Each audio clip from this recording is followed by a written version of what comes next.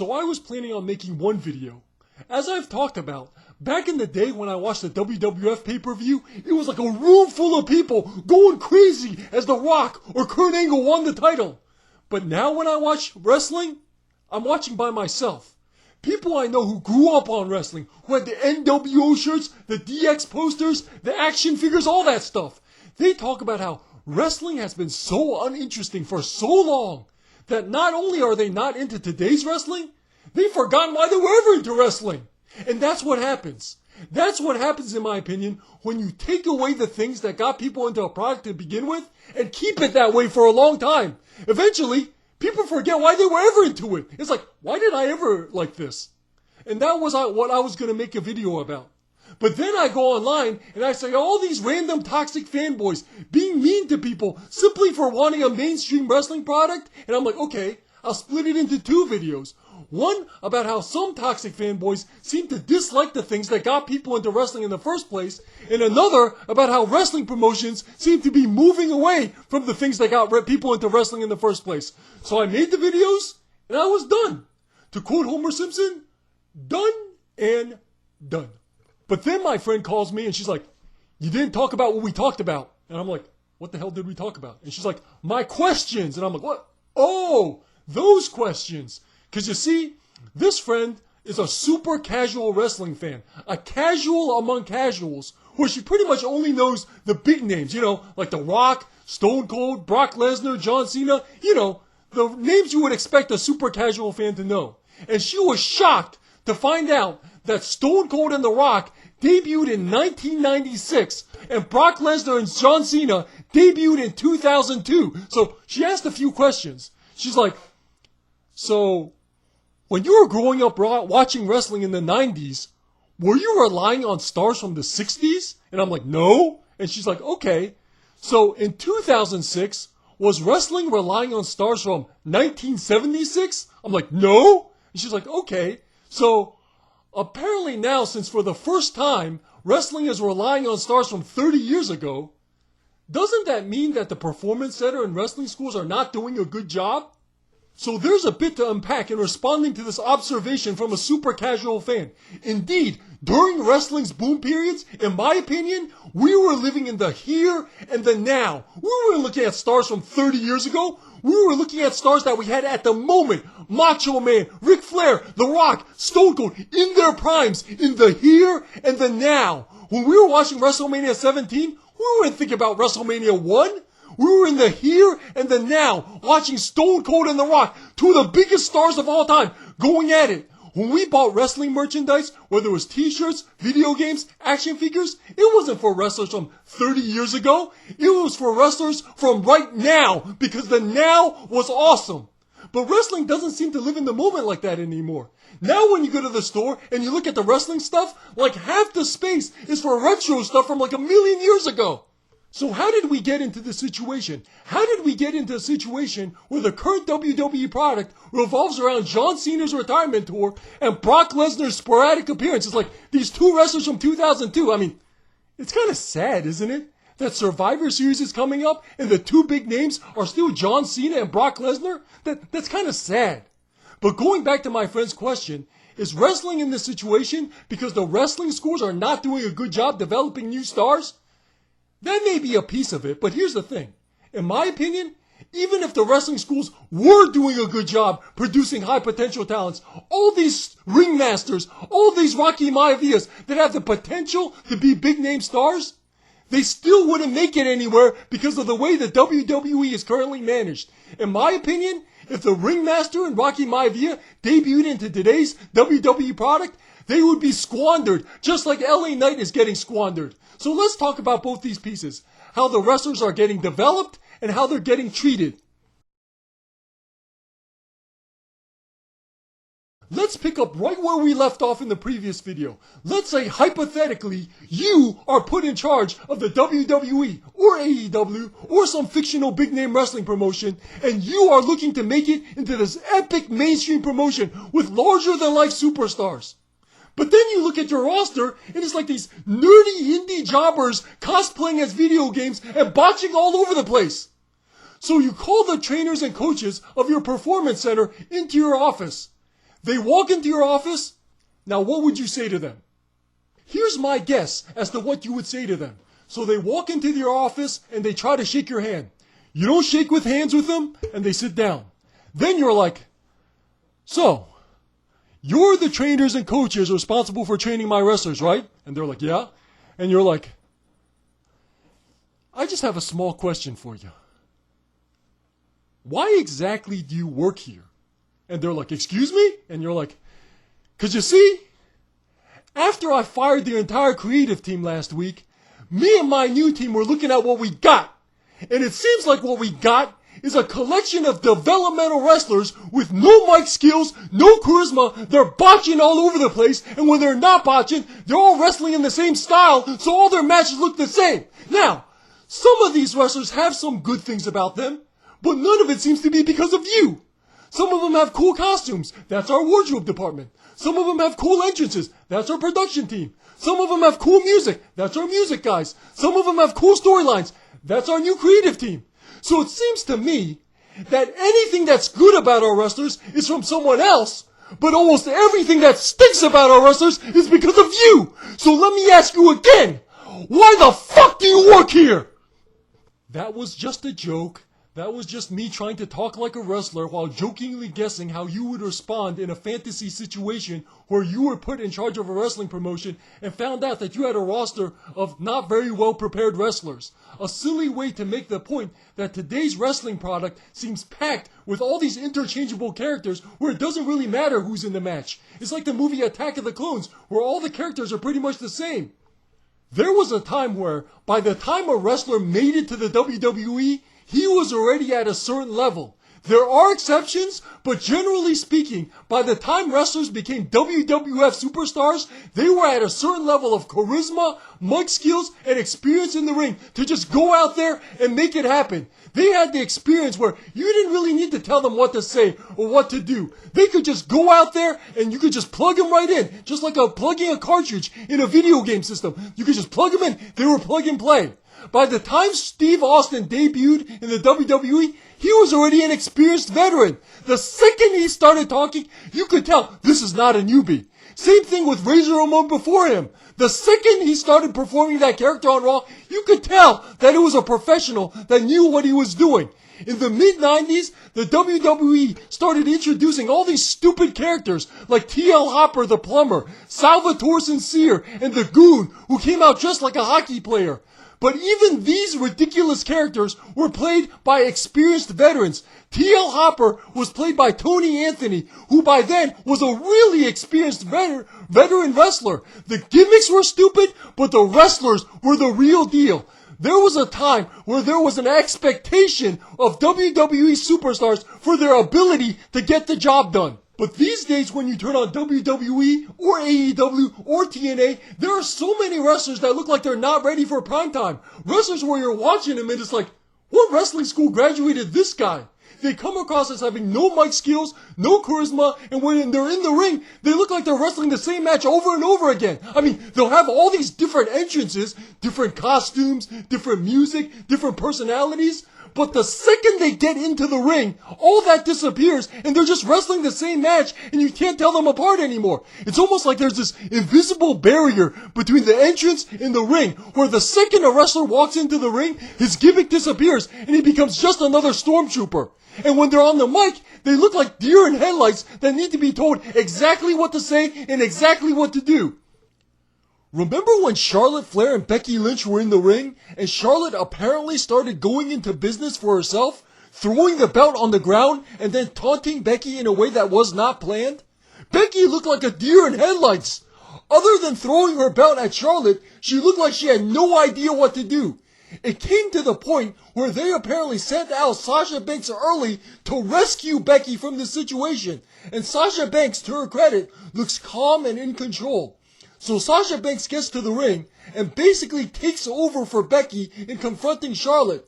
Becky, looking super uncomfortable, says, well, I'm gonna go to Raw, I'll let you two figure it out, and I'll see one of you at Survivor Series, and then quickly leaves the ring.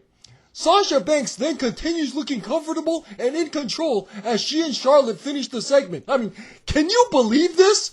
Can you believe that Becky Lynch, supposedly a top WWE superstar, apparently needed to be rescued from a segment that did not go according to plan?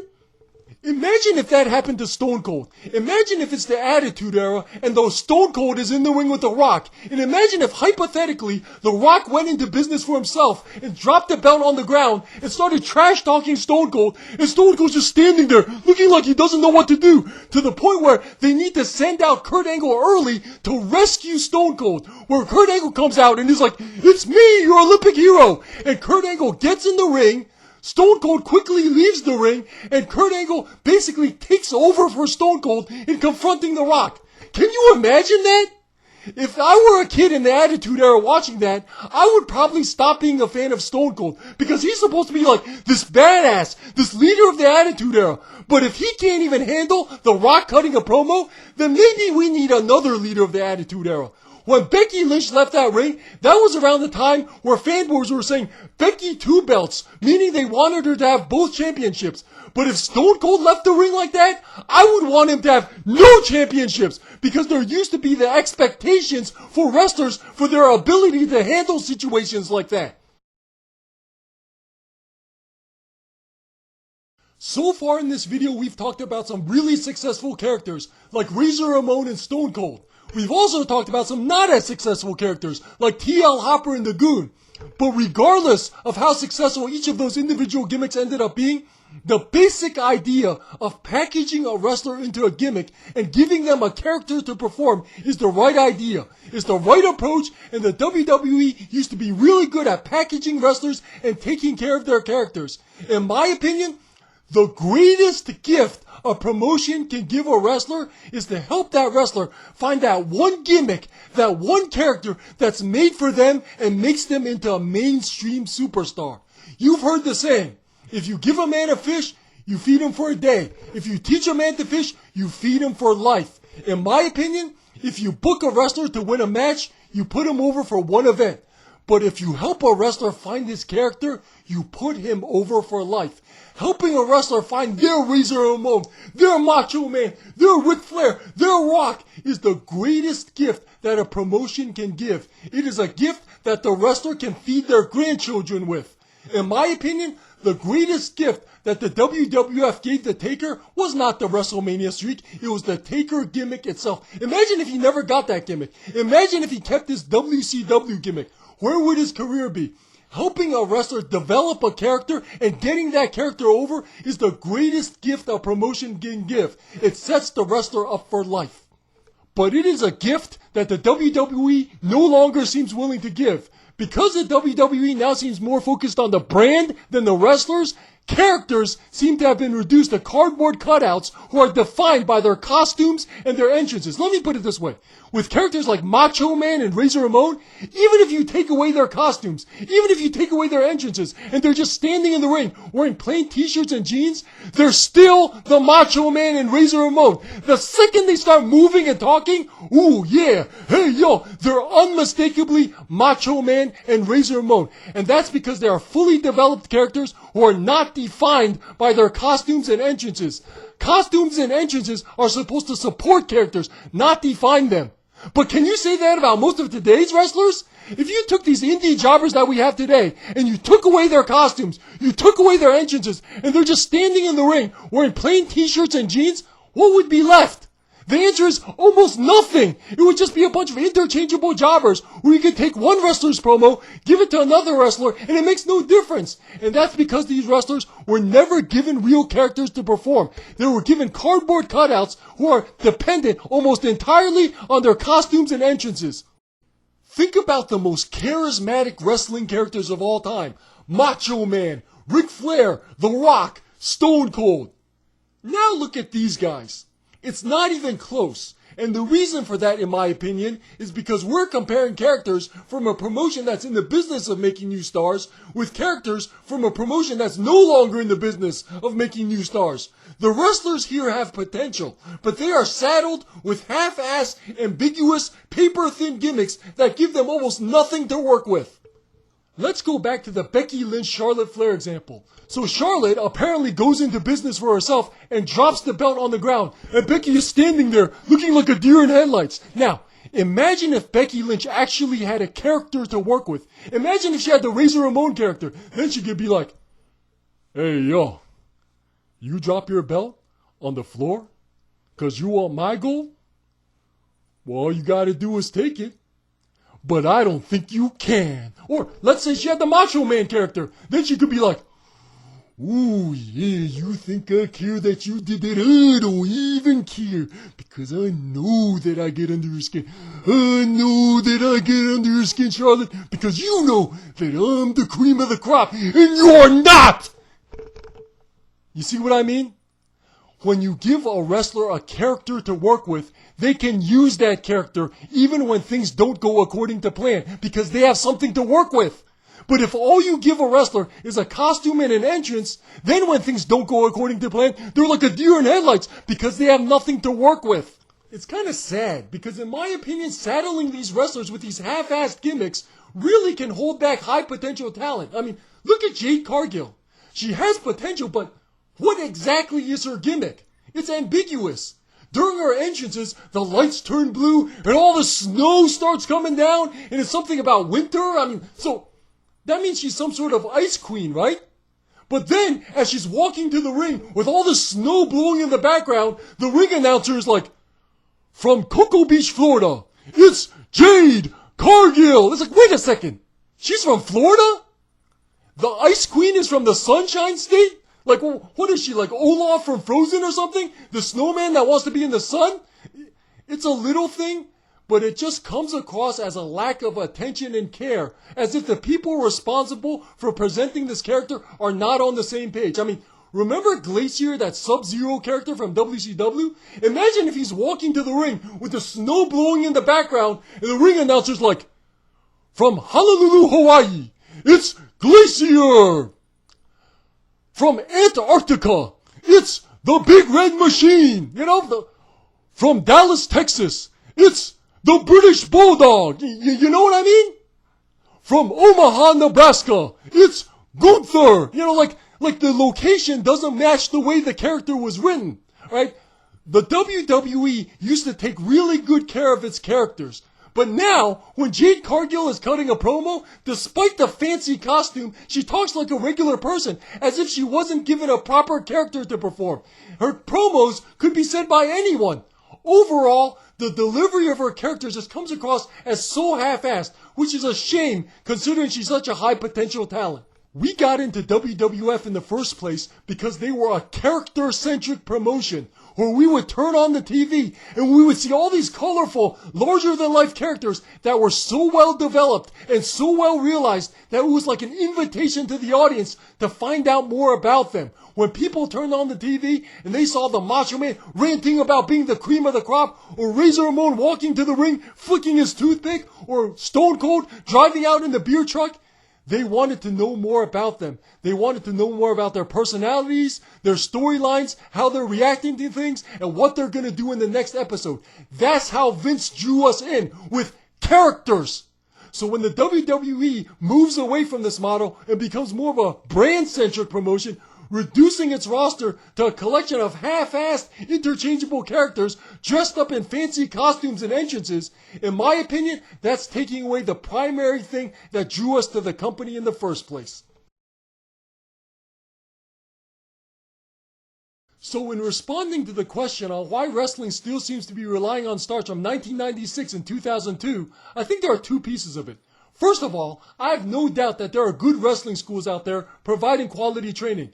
Nevertheless, today's wrestling rosters seem packed with these indie jobbers wrestling almost the same match and who seem to have no charisma and no mic skills, and yet somehow they make it all the way to the WWE and AEW while still coming across as developmental wrestlers. In my opinion, that makes wrestling look like a junior varsity league instead of the pros. That's the first piece. The second piece is that even when high potential talents make their way to the WWE, they are saddled with these partially developed characters that are nearly impossible to perform properly and who seem like afterthoughts from a promotion that's no longer character-centric, in my opinion.